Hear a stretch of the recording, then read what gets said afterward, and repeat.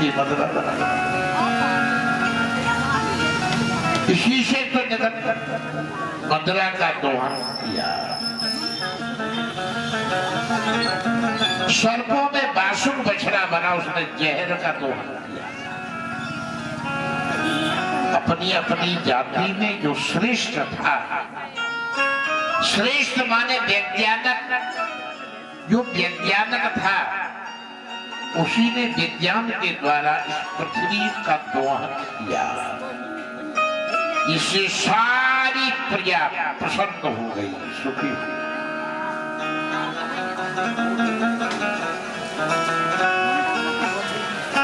अथा दीक्षित राजा तू है वेद सतेन सा, ब्रह्म वर्ते मनोचित्रे यज्ञ प्राची सरस्वती।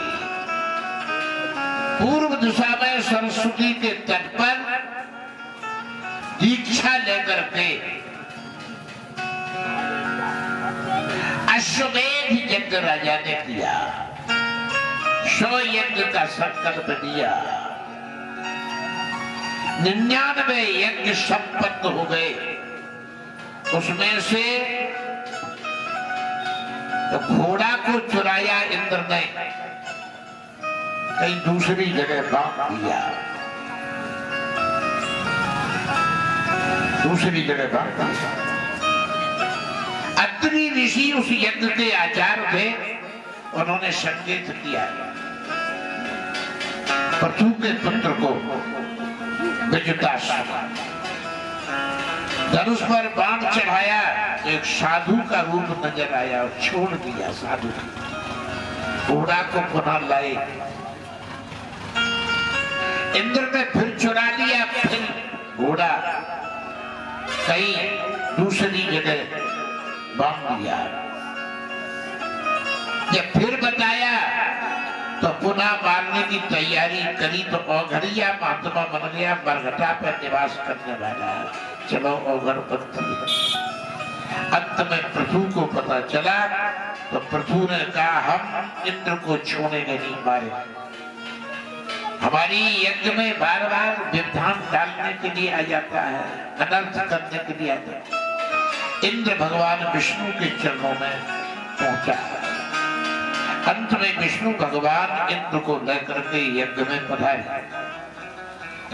भगवान विष्णु ने राजा पृथु को समझाया। भगवान कपि वैकुंठा साकम भगवता विभु यज्ञैर यज्ञ पतस्तुष्टो यज्ञ भुक्तम भासता। ये कहा कि आपको भेजा गया था कि आप ज्ञान का उपदेश देंगे, भक्ति का उपदेश देंगे। आप कर्मकांड के जाल में फंस गए। ये कर्म तो बड़ा विलक्षण है।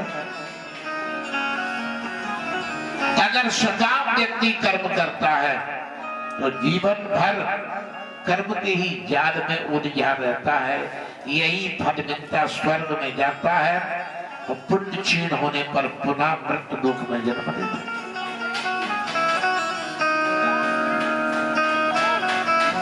इसलिए एक मनवंतर तक जो इंद्र बनाया जा सकता है, उस इंद्र की सुरक्षा रक्षा हम करते हैं। उससे मैत्री कराया, क्षमा करवाया, संत महात्माओं से उपदेश लो, ज्ञान का उपदेश दो, भक्ति का उपदेश दो। अंत में सनत कुमार आते हैं। सनत कुमारों से इनका मिलन होता है।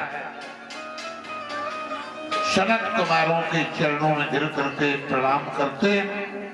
सनत कुमारों ने कहा साधु पृष्ठम महाराज सर्वभूत एतात मना भवता विदुषा चापी साधु नाम मत दृषि। वास्तव में आप साधु हैं। जो सारे भूत प्राणियों का हित चाहता वही तो साधु है। आपकी साधुशाही बुद्धि है। अपनी प्रजा को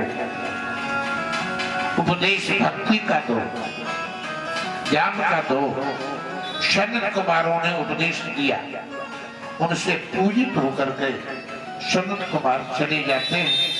अपने पुत्र धृतराज को राजगद्दी का भार सौंप करके पृथु भगवान का भजन करने के लिए चले जाते हैं।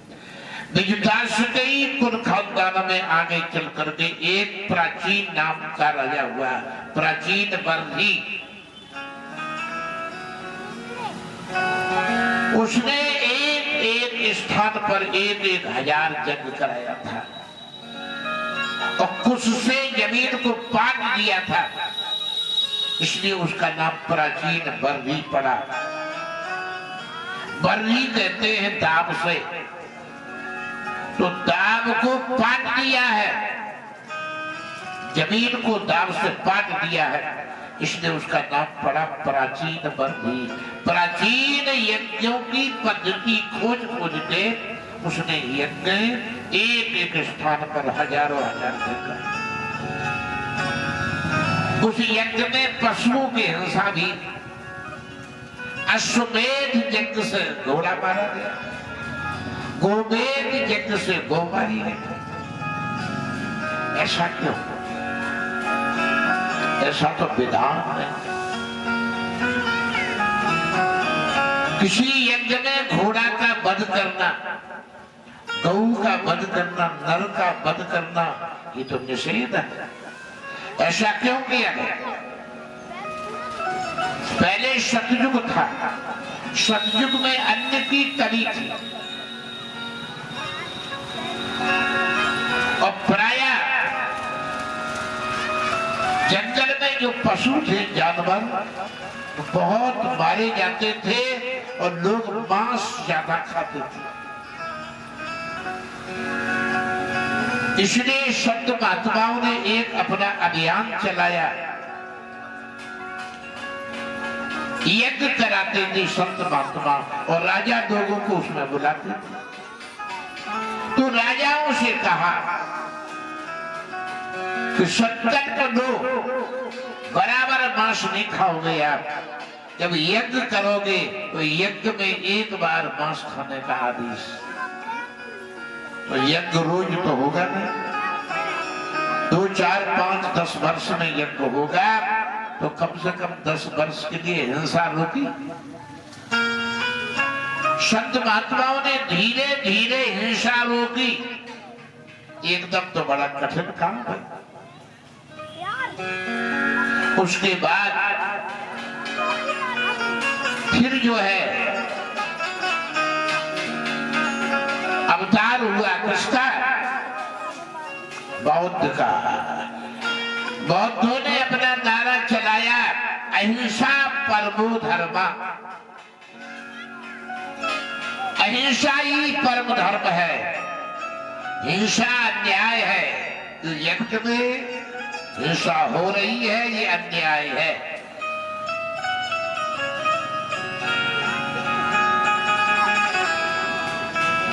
उसके बाद शंकराचार्य आए,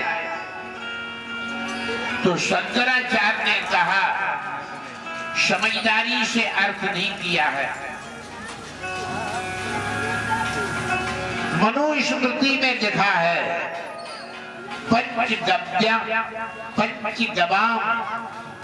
पंचगवाम मास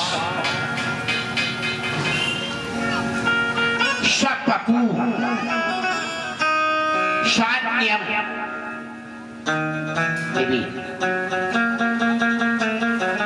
मनु महाराज 5 लाख गऊ रखते थे, 5 लक्ष गवाम। तो पहले के लोगों ने अर्थ कर दिया था, 5 लाख गऊ रखते थे, गऊ का मांस खिलाते थे यज्ञ में। शंकराचार्य ने अर्थ दिया है ये अनर्थ है। 5 लक्ष गवाम शांतम सब पपू, पपू कहते हैं पुआ से, वो अन्न कहते हैं क्या। 5 लाख गऊओं में कम से कम 2-3 लाख गऊएं तो दूध देती हों। उनका दूध निकाल करके और खीर बना करके और उसी गऊ के जो दूध को जमाते थे और उसका मंथन करके जो लोनी निकालते थे, घी बनाते थे, उसी घी में पूरा सेक करके और खीर गऊओं के दूध की बना करके संतों को भोजन कराते थे। अर्थ ये है, अर्थ का अनर्थ हो जाता है कभी कभी। जो वृक्ष में छाल में गूदा होता उसको भी मांस कहते हैं, महीना को भी मांस कहते हैं। इसलिए जो दूध निकलता है भैंस का या गऊ का, वो मांसपेशियों से निकलता है, इसलिए उसको मांस कहती है। दूध कहां से प्राप्त हुआ? मांसपेशी से। दूध की खीर बना करके और घी में पूरा सेक करके संतों को भोजन कराते थे। ये लक्ष्य है उसका, ये अर्थ है। मेद का अर्थ उन्होंने किया है माने घोड़ा, मेद माने मोड़ना, और है माने अश्व घोड़ा, और है माने राज। है माने राज्य भी होता है, माने घोड़ा भी होता है। तो पूरे राज्य को मेद माने मोड़ना, जो बहिर्मुख है, तो संसार की तरफ है, उसे धर्म की तरफ, परमात्मा की तरफ मोड़ना, इसी का नाम अश्वमेध यज्ञ है। गोमेध यज्ञ का अर्थ है, गो माने इंद्री, वेद माने मोड़ना। इंद्रियां जो बहिर्मुख हैं उसे अंतर्मुख करना, अंतर की तरफ मोड़ना, ये गोमेध यज्ञ है। शंकराचार्य ने उसका अर्थ किया। पहले राजा लोग नहीं समझते थे तो अन्याय करते थे। नारद जी प्राचीन बरही के पास पहुंचे। प्राचीन बरही के 10 पुत्र थे प्रचेता, भगवान का भजन करने गए। शंकर जी ने रुद्र गीत का उपदेश किया, वो सिद्ध हो गए। बाकी बाद में प्राचीन बरही से नारद जी ने कहा, हे राजा, आपने कई यज्ञ किए और यज्ञों में पशुओं की हिंसा की है, इसलिए ये अनर्थ है, ठीक नहीं। ये सब बदला लेने के लिए खड़े हैं। तो कैसे? उन्होंने योग बल से आकाश में बगीचा का निर्माण कर दिया। जितने भी यज्ञों में उन्होंने पशु की हिंसा की थी, सब के सब वो पशु कोई दांत निकाल के खड़ा है, कोई सींग निकाल के खड़ा है। भो प्रजापति राजन पशुन पश्चित्व धरे संज्ञा पितांग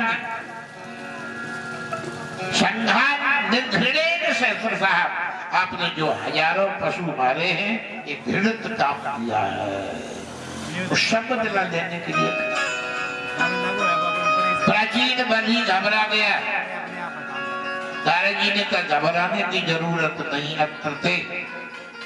उन्होंने कहा सुनो, यंत्र थे कथस्यैव इतिहासं पुरातनम पुरंजन शर्कत निबोध गदतु मम। हम तुमको एक प्राचीन इतिहास सुनाता हूं, उसे सुनो। ये पुरंजन का चरित्र है। इससे आपका संशय सब दूर हो जाएगा और तुम्हारी बात समझ में सही बैठ गया, तुम्हारा पाप भी नष्ट हो जाएगा। ठीक। एक पुरंजन नाम का व्यक्ति था, वो अपने देश से निकला अपने सखा को लेकर के भारत देश में आया। नव द्वारे पूरे देही, उसने देखा एक बगीचा है बड़ा सुंदर, उसमें एक देवी है एक पुरुष है, 10 इंद्रियां, 10 सखियां बाकी साथ में, एक 5 सिर वाला सर्प है। पुरंजन ने कहा भीरू तुम्हारा नाम क्या है? उसने कहा मेरा कुछ नाम नहीं है। तो पुरंजन ने कहा मेरा नाम पुरंजन है, तुम्हारा विवाह हुआ या नहीं हुआ हमसे विवाह कर लो, मेरा नाम पुरंजन है, तुम्हारा नाम पुरंजन ही पड़ जाएगा। संसार में ऐसा स्वाभाविक होता है, पत्नी बिल्कुल पढ़ी लिखी ना हो, लेकिन विवाह हो जाए और उसका पति मास्टर हो गया तो मास्टर नहीं बने, पिता अगर पति थानेदार हो गया तो थानेदार नहीं बने, पति डॉक्टर हो गया तो डॉक्टर नहीं बजेगा। चाहिए एक जना न गई हो उसके नाम से उसका नाम जुड़ जाता है। तो मेरा नाम पुरंजन है, तुम्हारा नाम पुरंजन। उसने निश्चय कर लिया। अब ज्ञान जो सखा था उस सखा को वहां तो भगा दिया, भैया तुम्हारी जरूरत। अब पत्नी को पा करके 9 दरवाजे वाले महल में रहने लगा। झरोखेदार बड़ा सुंदर महल था। एक दिन पंचप्रस्थ नाम के वन में शिकार खेलने चला गया। वहां से लौटा रात्रि के 11 बजे। पत्नी नाराज हो गई, बिना बिस्तर के जमीन में लेट गई। उसने सहेलियों से पूछा तुम्हारी मालकिन कहाँ है? उन्होंने कहा मैं नहीं बता सकती हूँ, इतनी बात मुझे मालूम है कि नरनाथ दास जानी वस्तु प्रिया विवश्यति भूतने निर्विस्तारे सजानाम पश्य शत्रुहन। किसी शत्रु ने कुछ कह दिया है, बिना बिस्तर की जमीन में लेटे वो अपनी पत्नी के पास गया। परमो अनुग्रह दंडो भृतेषु प्रबलार्पिता बालो न वेद तत्वान भी बंधुकृत्य नमस्सरा। चरणों में गिर पड़ा, कहने लगा तुम्हारा तो मेरे ऊपर बहुत अनुग्रह है, बहुत कृपा। व्रतेषु, व्रत कहते नौकर से, मैं तो तुम्हारा नौकर, मेरे ऊपर कृपा करो। नाराज हमसे क्यों हो गए?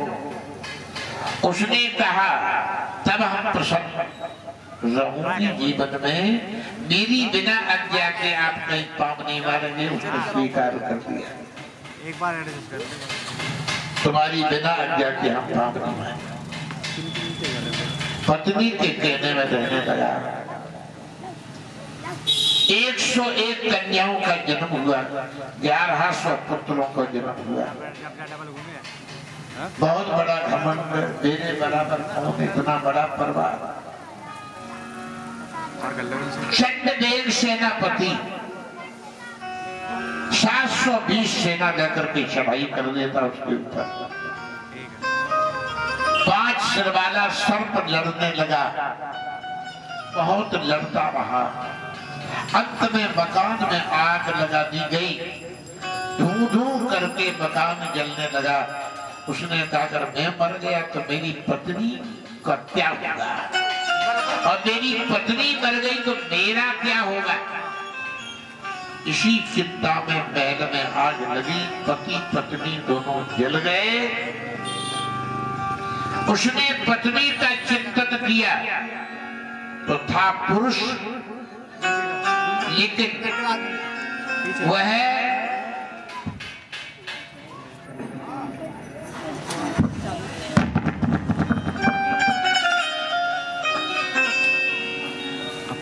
जो है पुरुष न बन करके स्त्री बन गया। विदर्भ देश में उसका जन्म हुआ।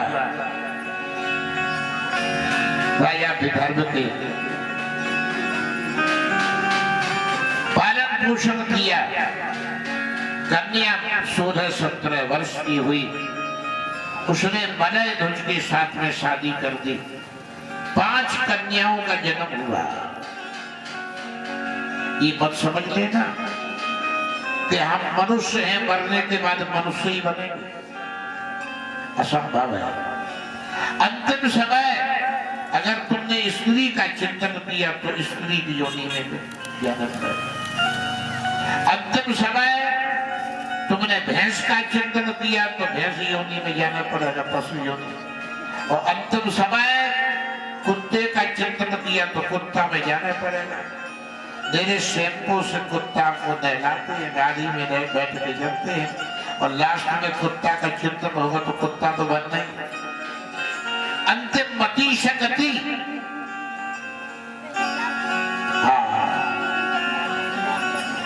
अंत में उसके पति की मृत्यु हो गई, मलय ध्वज की। अपने पति को लेकर के सती